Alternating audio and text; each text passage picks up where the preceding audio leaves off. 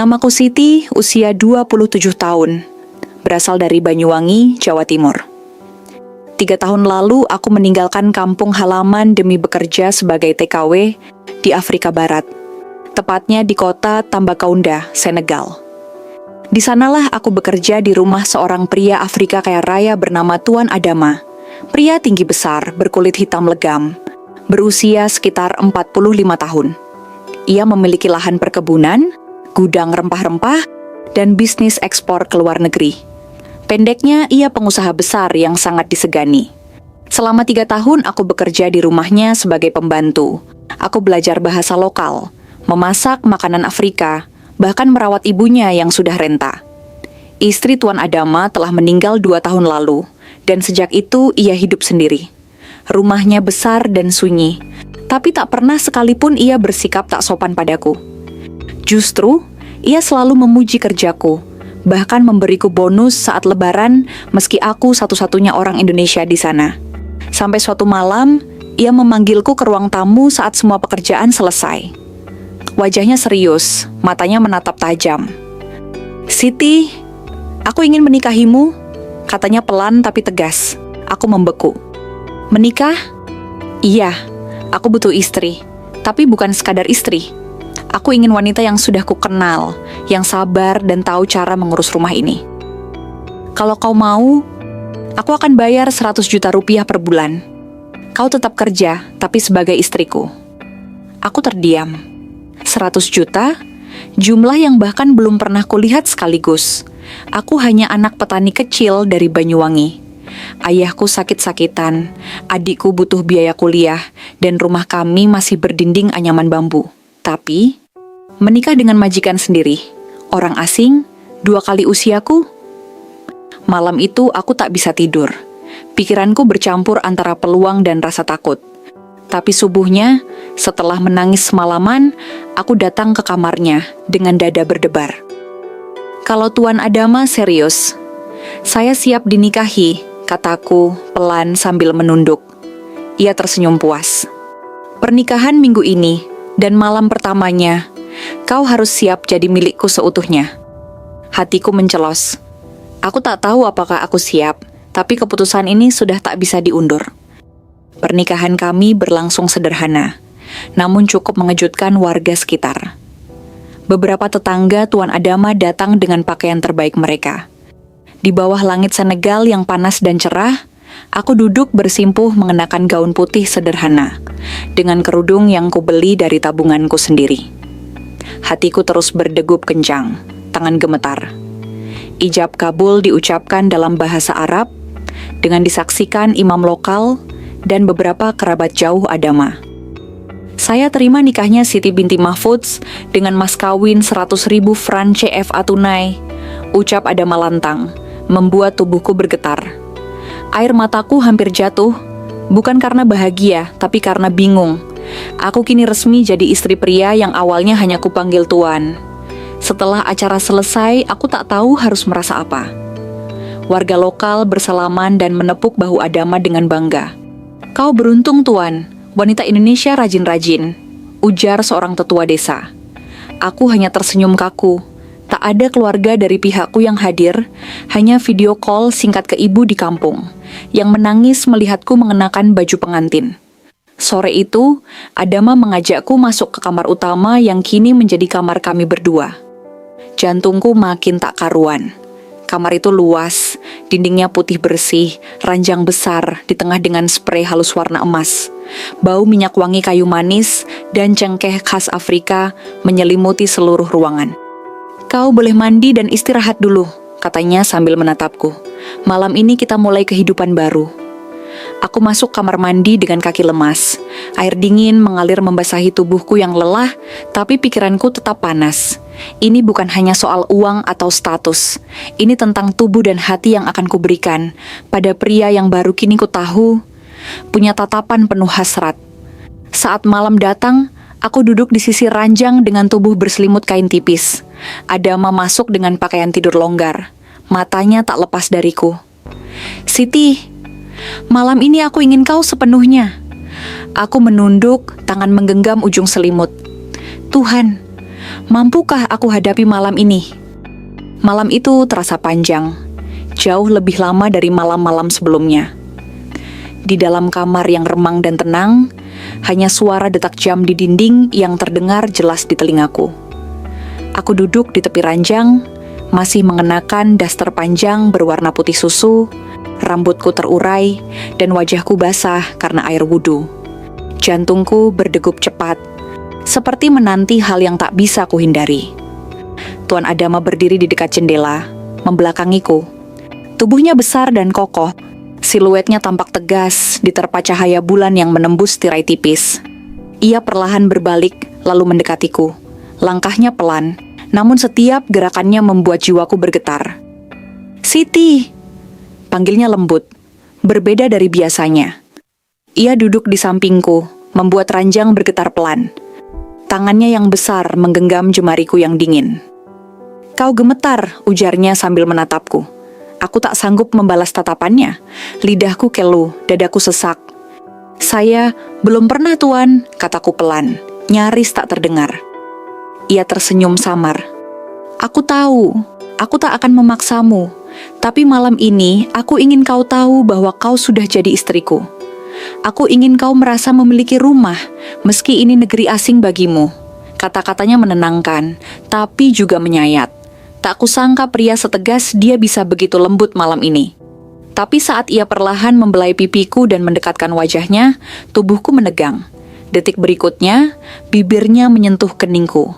Hangat, berat, dan membuat seluruh tubuhku lemas. Tangannya mengusap lenganku perlahan, naik ke pundak. Nafasku mulai tak beraturan. Aku tahu arah semua ini. Aku tahu aku tak bisa menghindar. Dan aku juga tak ingin menolak, ini sudah takdir yang kuambil demi keluarga. "Aku akan pelan-pelan," bisiknya. "Kalau kau takut, genggam tanganku erat." Saat tubuhnya menyatu denganku, aku menahan napas. Rasa asing menyusup, nyeri dan hangat bersamaan. Aku tak kuasa menahan erangan kecil, menggigit bibirku kuat-kuat. Malam itu, untuk pertama kalinya dalam hidupku, aku menyerahkan semuanya. Bukan karena cinta, tapi karena aku tak punya pilihan selain bertahan. Pagi itu aku terbangun dengan tubuh yang terasa remuk. Seluruh sendi seperti kehilangan tenaga, dan rasa asing masih tertinggal di antara pangkal paha.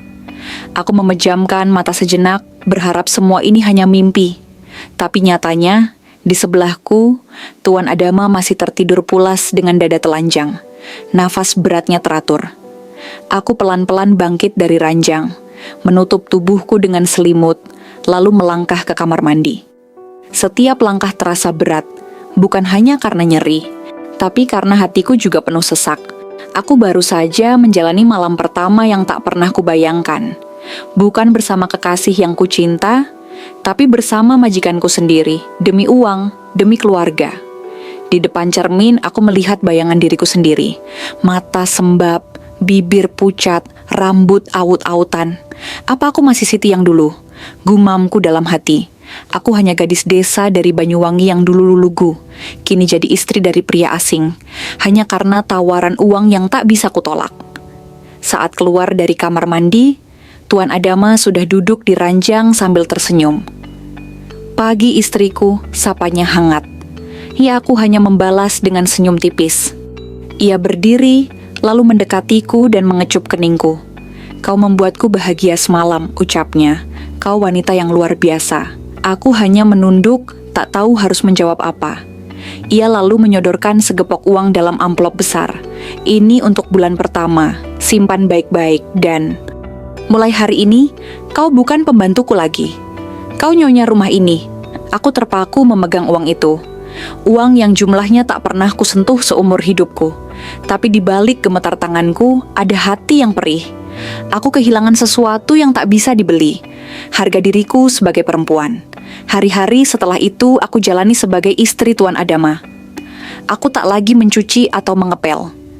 Kini ada pelayan baru. Tapi setiap malam aku harus melayani suami yang bukan bagian dari mimpiku. Ia selalu lembut, tapi tubuhku seperti dipinjam.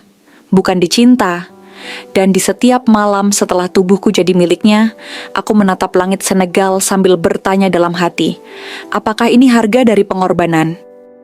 Setiap awal bulan, aku mengirimkan uang ke kampung. Ibu di Banyuwangi selalu menangis haru saat menerima kirimanku. "Siti, kamu anak paling berbakti. Ibu doakan rumah tanggamu langgeng ya," katanya di telepon. Tanpa tahu bahwa setiap rupiah yang kukirim adalah hasil dari tubuh yang harus kutukar setiap malam. Rumah kami di kampung kini sudah direnovasi. Dinding bambu diganti tembok bata, lantai keramik baru dipasang. Adikku yang dulu hampir putus sekolah, kini sudah kuliah di Malang. Tapi tak satu pun dari mereka tahu bahwa kebahagiaan mereka kubayar dengan air mata di negeri asing. Di luar, aku terlihat seperti wanita beruntung. Para tetangga Tuan Adama mulai menghormatiku, memanggilku Madam Siti. Setiap kali kami keluar rumah, mereka menunduk sopan. Bahkan para pelayan baru tak berani menatap mataku langsung. Namun di dalam kamar, setiap malam tubuhku masih jadi milik suamiku. Tuan Adama memang tak pernah menyakitiku, tapi ia punya nafsu yang besar. Kadang saat aku kelelahan, ia tetap memintaku untuk melayani. "Kau istriku, aku sudah membayar hidupmu," katanya suatu malam sambil menatapku dengan mata tajam. Kalimat itu menghantam jiwaku. Aku sadar, di matanya aku bukan sekadar istri, tapi semacam kontrak hidup. Aku miliknya. Uang yang kuterima setiap bulan adalah bayaran atas segalanya, atas tubuh, waktu, dan harga diriku. Malam itu aku menangis diam-diam setelah ia tertidur. Kusap air mataku pelan, takut kalau ia terbangun. Tak ada yang bisa kulakukan. Aku sudah terlalu dalam di permainan ini. Aku tak bisa pulang. Aku tak bisa mundur. Dan hatiku perlahan-lahan mulai mati rasa. Aku bukan lagi Siti, si gadis kampung yang lugu. Aku kini wanita yang hidup dalam istana, tapi terpenjara dalam pernikahan tanpa cinta. Dan entah kenapa, rasa bersalah itu terus menghantuiku. Sudah lebih dari 6 bulan aku hidup sebagai istri Tuan Adama. Tubuhku terbiasa dengan sentuhannya, dan hatiku mulai mati rasa terhadap semua yang dulu membuatku menolak. Aku tak lagi melawan malam-malam yang datang, tak lagi menggigil saat ia memelukku. Aku menjadi miliknya, sepenuhnya, tanpa syarat, tanpa protes. Tapi justru saat aku berhenti berharap, hal yang tak kuduga terjadi. Suatu sore, saat aku duduk di halaman rumah menatap matahari terbenam, Tuan Adama datang membawa segelas teh hangat. Ia duduk di sampingku, lalu berkata, "Siti, kau tahu, selama ini aku kira aku hanya butuh wanita yang setia. Tapi sekarang aku sadar, aku mulai butuh cintamu." Aku menoleh cepat, menatap wajahnya yang biasanya tegas, tapi kali ini tampak jujur. "Cinta?" gumamku pelan. Ia mengangguk. "Aku tahu kita menikah bukan karena cinta.